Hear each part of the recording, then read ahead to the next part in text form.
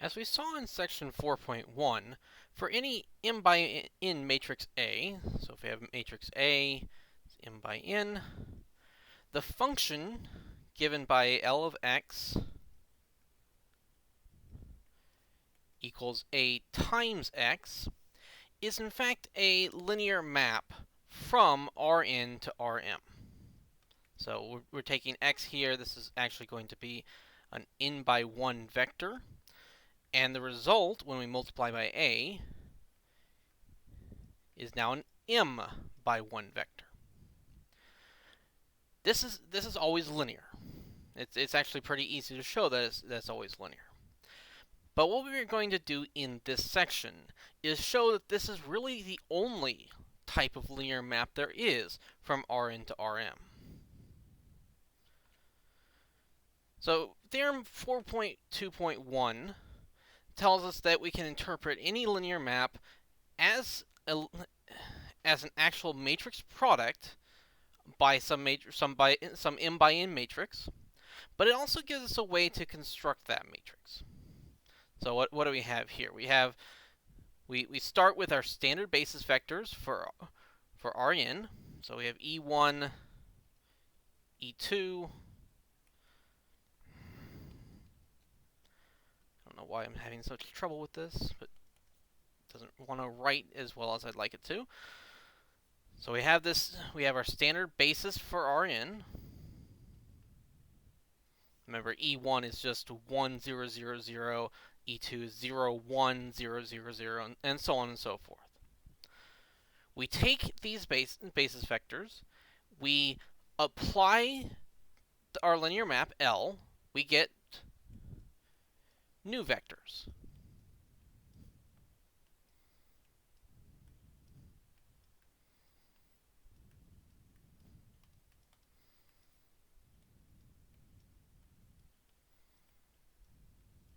So here we have n different vectors, but each of these is an m by 1 vector.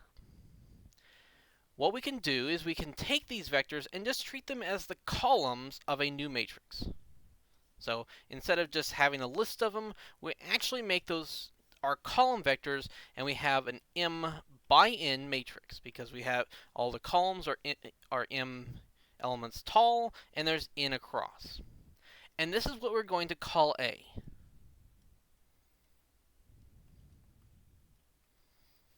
And this is the matrix that we're saying here. So what this statement here says is that the jth column of matrix A is just L of Ej. And that's just what I've written out here without replacing them with A's. So let's look at a quick example of this. So I'm going to take a linear map from R2 to R3,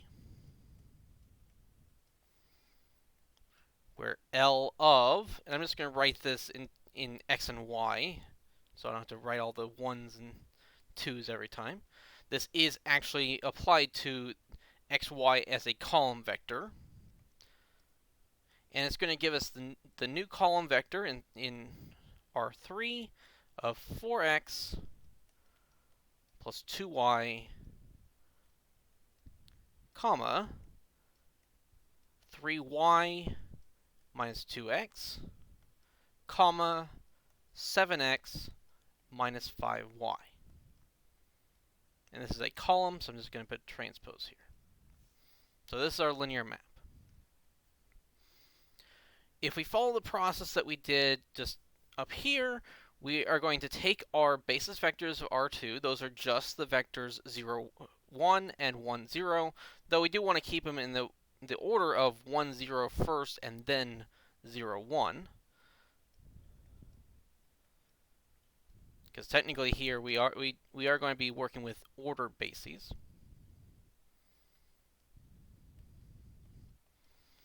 And so what happens when we plug 1, 0 in here?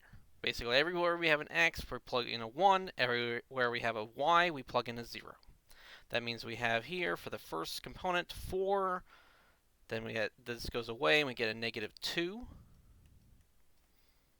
And then finally a 7. And then we do the same thing, but now we plug in the vector 0, 1. So here the 4 goes away, but now we have 2. This one, the 3 stays. And then over here we just have that negative 5. And now keep in mind, the way I've written these, it looks like those are rows, but these are actually going to be the columns. Our matrix A is just going to have our first vector here as its first column. We'll have 4, negative 2, 7. And then we have 2, 3, negative 5.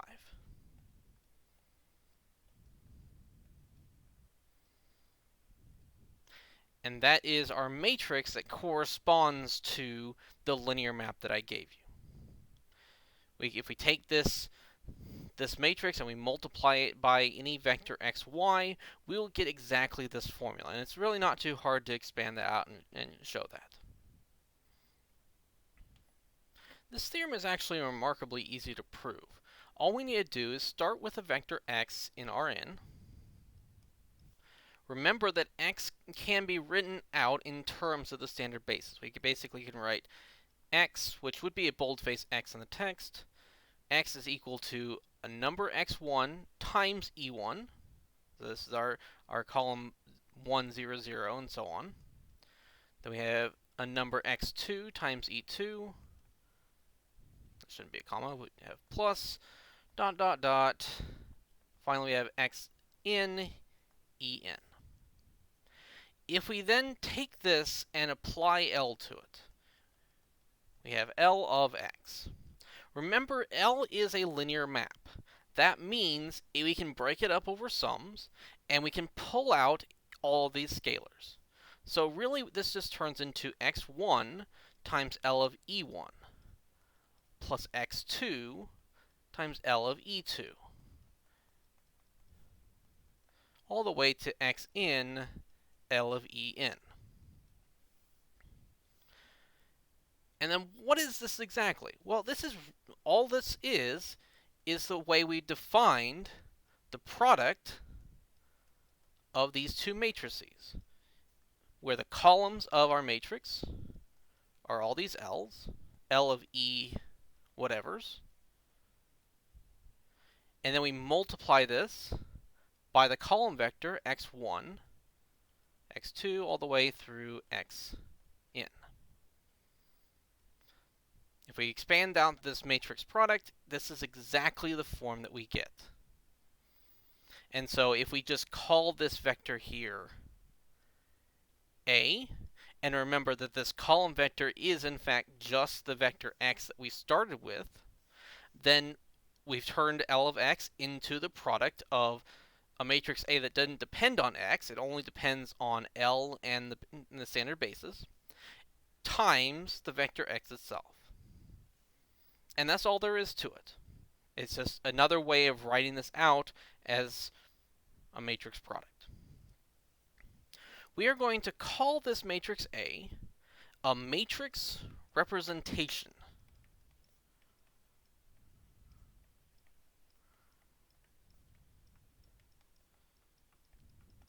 This is a matrix representation of the linear map L. It's not the matrix representation. We might call it the standard matrix representation, but we will see that if we use different bases for Rn and Rm, we can actually have a different matrix representation. This is just the one that works with the standard bases for both Rn and Rm. We might say it's a matrix representation with respect to the standard bases. We'll come back to figuring out how that works in a little bit. It turns out that even if we aren't working with Rm and Rn, we can still actually work with this idea of matrix representation. So in this theorem, we are going to take a vector space V that has basis E, that it consists of just V1 through Vn, and a vector space W that has its own basis of F, that is W1 through Wm. And one thing to note here is that this is specifically requiring V and W to be finite dimensional vector spaces. If we're dealing with infinite dimensional vector spaces, since we can't really talk about a matrix that's infinitely long, we don't, well, technically we could do that, but we are not going to even think about that here. It's not really something people do too much. But what we can do if we have finite dimensional vector spaces, and this is a pretty common thing to have, and it's a very useful thing to have. It's not that much of a limitation. We can go ahead and turn any linear map between those vector spaces into a matrix product. Now here, what we have to do is we have to think about coordinates. So remember, if that we have a vector v in v, so little v in capital V, since we have a basis e, we can write v as a linear combination of those basis vectors. I kind of wish they had picked something other than v's here, so maybe I'll go ahead and use a's. So we have a1 v1, a2 v2, through an vn. We can write this down where the a's are all scalars and the v's are these basis vectors. And this is unique. This is the only way of writing it down is the linear combination. And then we called the column vector of just these a's.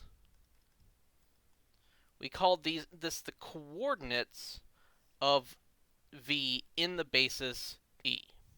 This was our notation. We put the v in brackets, and we put a little e down here to denote what basis we're talking about. And notice that this is no longer something in the vector space v, is actually in Rn. So basically we're taking stuff in Rn, or we're taking stuff in v and moving it to Rn so that we can then talk about matrix products. But it turns out, if we want to look at what are the coordinates of L of v, so remember L of v is in capital V, so L of v is now in W. And so we can talk about what are the coordinates of that in the basis f. So we can, if we wrote out L of v in terms of this basis as a linear combination of W1 through Wm.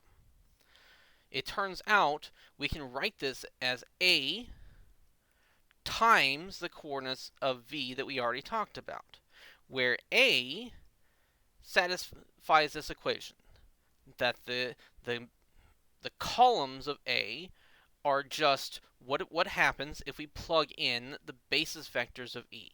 So the first column of A, probably should write this as A equals the matrix where the first column is L of v1, so we plugged in our first basis vector. The second column is L of v2, or, well, I guess technically these are the coordinates of these. We actually do need the coordinates in Rn, or Rm, sorry. So this is a big matrix where the first column is the coordinates of L of v1. The second column is the coordinates of L of v2, and so on and so forth. Until we get to L of vn as our last column. So this is an m by n matrix, and no matter what vector we pick in V, we can multiply its coordinates by this matrix A to get the coordinates of L of V in W. Similar to before, we are going to call A the matrix representation.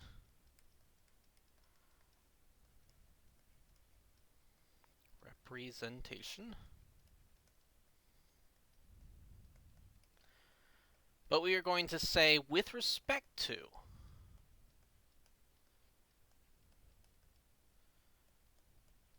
our basis vectors of E, or not, our bases for V and W of E and F. So whenever we talk about matrix representations, we want to specify what bases we're talking about if it's not already obvious. And usually if there's a standard basis, if we don't specify anything, we just mean in those standard bases. But in general, most vector spaces will not have a standard basis. We'll actually have to specify it unless we're just working with Rn. Now, the proof of this theorem is actually very similar to the proof of the last theorem. I'm not going to go through it. There's not really too much that's actually will make it any clearer, but I will go through an example. So let's go ahead and take some vector spaces that are not Rn. So I'm going to take v is equal to p3. So remember, this is polynomials of degree less than 3. W is going to be p2. So again, polynomials of degree less than 2. V, we have a standard basis. I'm just going to call it E. We could just call it standard if we want to, but I do need to specify what order I'm going to put my vectors in. So polynomials of degree less than 3, these are quadratics, so they will be spanned by x squared, x, and 1. W, on the other hand, will have a basis of just x and 1, because polynomials of degree less than 2 are just linear maps. They're just of the form mx plus b. These are standard bases. We're going to think about the linear map D that goes from P3 to P1, where D of a polynomial P is just going to be the derivative of that polynomial. So we mentioned that the derivative is actually a linear map from, well, there's various ways we can think about it. If we could talk about C1 to C, if we wanted to talk about all functions, but since we want to specify just these finite dimensional vector spaces, it's easy enough to just talk about some polynomials and then go down to the next lower polynomial. Now, of course, we can go ahead and think of this as d of ax squared plus bx plus c. That is an ugly looking c. C is going to go to 2ax plus b. And that gives us a good idea of how this really behaves. But if we're going to think about a matrix representation, what are we going to do? Well, we need to think about what is d of each of our basis vectors. We have x squared, x, and 1. So we need to think about what are the coordinates of these three vectors. So I'm going to go ahead and put the coordinate notation around these.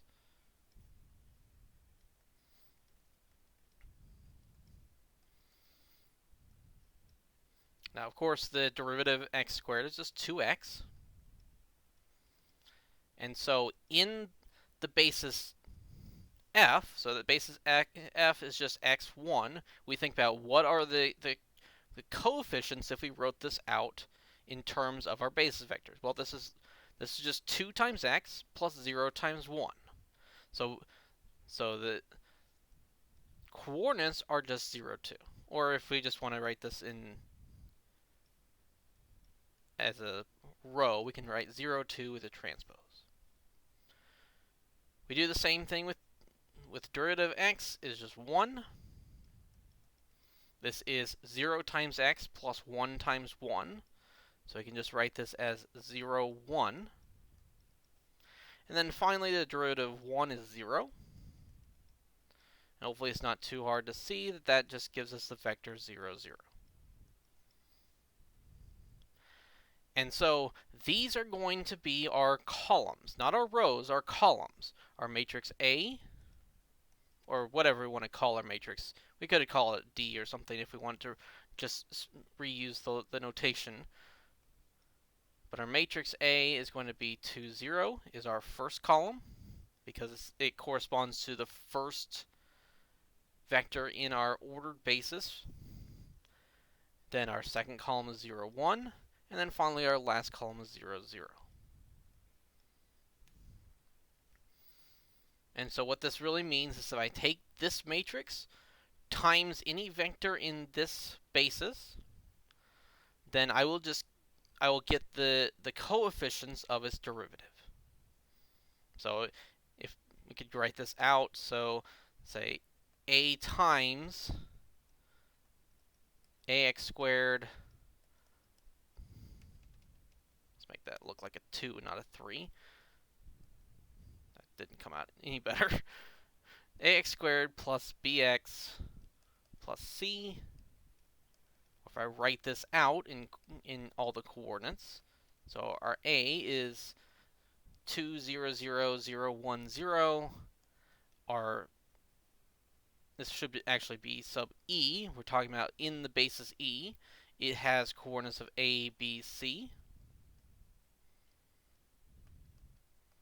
And then if we multiply this out, well, we have 2 times a, 0 times b, 0 times c, so we get 2a.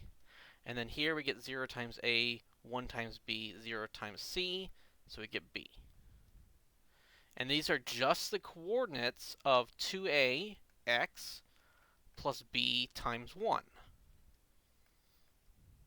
So we basically just wrote out what we already knew. Now, of course, this seems like we just made things a little bit more complicated, but this is just the beginning. And when we get into more complicated situations, this can actually simplify things. And being able to formalize it this way has some important uses in differential equations. So it does come out to be very useful. Now we're going to return to talking about Rn and Rm, but we will think about other bases other than the standard bases. In theorem 4.2.3, we're going to use the basis E, which is u1 through un for Rn, and the basis F, which is b1 through bm for the Rm. So these are not E1 through En like we had before. If we take the matrix with columns of the form L of uj, that should be a j. If the jth column is L of uj, kind of like we had before, we will get a matrix that is a representation for L, but it's not going to be the correct one. It's going to be the basis that is correct for the basis E on Rn, but then the standard basis for F. To get the to get the matrix representation we're looking for in the correct bases, we need to go back to section 3.5, and we need to use a change of basis.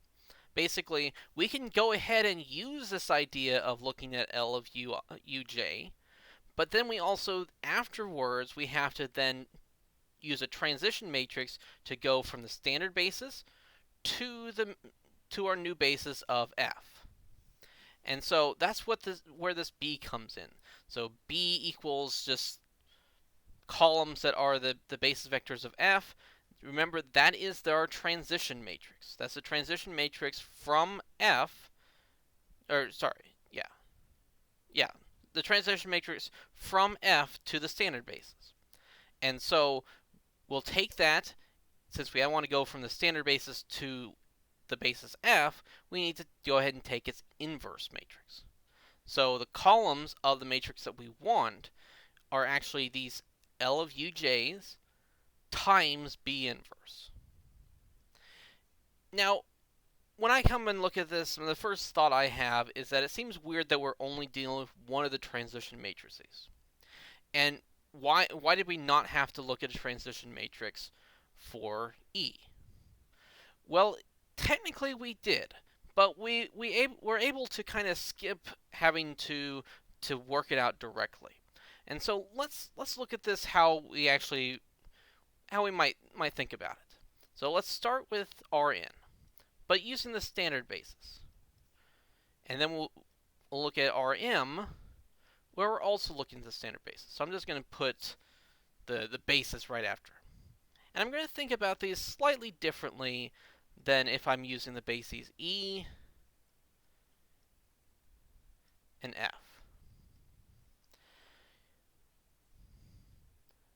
L takes Rn to Rm. So L is kind of just in the middle here, taking stuff from this side over to this side. But when we're actually working with it, we're going to have different transition matrices. And we can think of those not as different maps, but different ways of representing the map L. So this here is going to be the matrix A that they're referring to in here in our theorem. This is our standard basis representation, the one we talked about in theorem 4.2.1. Let's call this C, just for lack of a better name. I don't want to reuse B because we're using that up here. Now, what else are we going to put in this diagram? Well, keep in mind we have our transition matrices. Our transition matrices are ways of getting from like E to the standard basis. We'll call that U, and it's just going to be the matrix of U1 with columns U1 through UN. And then B, well, I don't even have to write that one out. We already have it up here, but let's just go ahead and do that for completeness sake. We have B1 through BM. This is the transition matrix from F to the standard basis. And now, really what our theorem comes down to is follow the arrows. To get this arrow A, we need to follow U, then follow C, but then we have to go backwards along B, so that turns into an inverse. Now, we do have to put these in the order that they would be applied to x. So if I want A times x, I need to first multiply by U, put my x over here, multiply by U, then I multiply by C, then I multiply by B inverse. So it looks like it's the opposite order, but that's the way it just works for multiplying by matrices when we put the matrix on this side. But the thing is, this matrix CU, the columns of that are going to be L of UJ. And so by just being able to plug in the UJs into L directly, we've basically already done this product.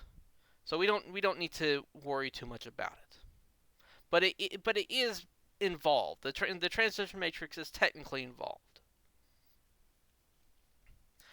Now this corollary, this is just another way of doing the computation. If we don't need to actually find the matrix B and then find the inverse, we can actually go ahead and use the fact that if we have an augmented matrix of the form Bx, so B is our transition matrix up here, X is going to be the matrix with L of UJs, since they didn't have another name for it yet. We go ahead and use Gaussian elimination to put this in a row echelon form. Well, B is a transition matrix. We know it will just change into I. It can change into the identity matrix. And then what we get over here is B inverse times X. Doing the Gaussian elimination is equivalent to not only finding the inverse, but then also multiplying it to X.